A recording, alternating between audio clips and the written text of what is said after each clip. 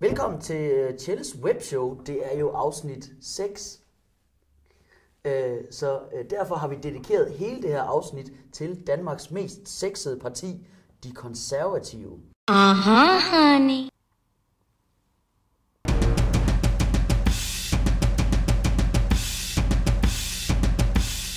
Lene Espersen trækker sig fra dansk politik. What? Var Lene Espersen i dansk politik? I et mandsdomineret parti som De Konservative er det naturligvis et stort tab at miste en stærk kvinde som Lene Espersen. Heldigvis har de stadig Brian Mikkelsen.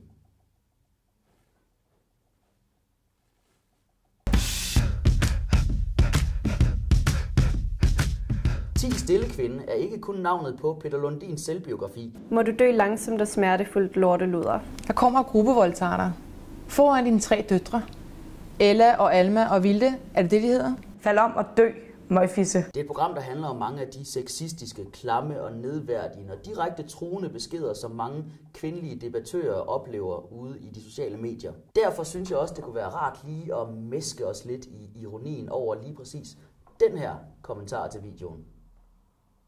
I en debat om amning i offentligheden, som Johanne startede på Facebook, skrev han: "Der er meget, du ikke fatter, lille skat."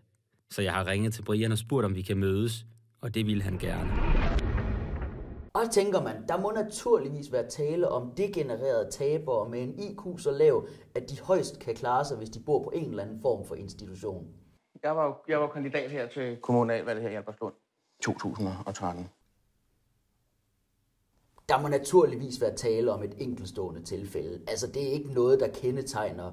Det var en rigtig jomfrutale fra Liberal Alliances ordfører, hvor hun starter med at sige nej, nej, nej, og slutter med at sige ja, ja, ja. Ja, okay, det er 2 tilfælde. Men altså det er jo landsbytosser. Altså, det er jo ikke fordi, at det...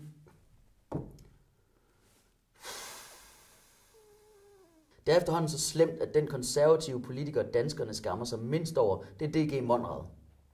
Det siger selvfølgelig mere om de konservative, end det gør om danskerne, da den Monrad, vi danskere stadig skammer os mindst over, det er ham her.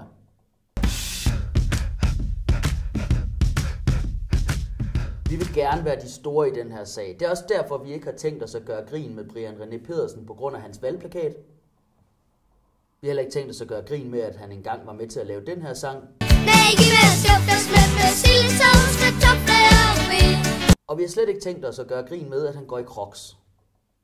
Men det behøver vi ikke, for Brian René Pedersen han sørger for at gøre sig selv rigeligt til grin med sine dumme kommentarer og ved at være medlem af De Konservative.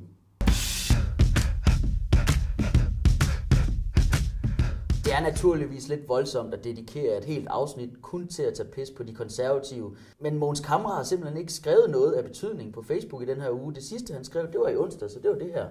Vi er ærligt talt lidt bekymrede, hvis der er nogen, der har nogen information om, hvor Mogens er henne, og om han har det godt, så må de meget gerne ringe ind på det her nummer. Står der, at vi skriver et nummer, ikke? Er det? Eller find os på MySpace.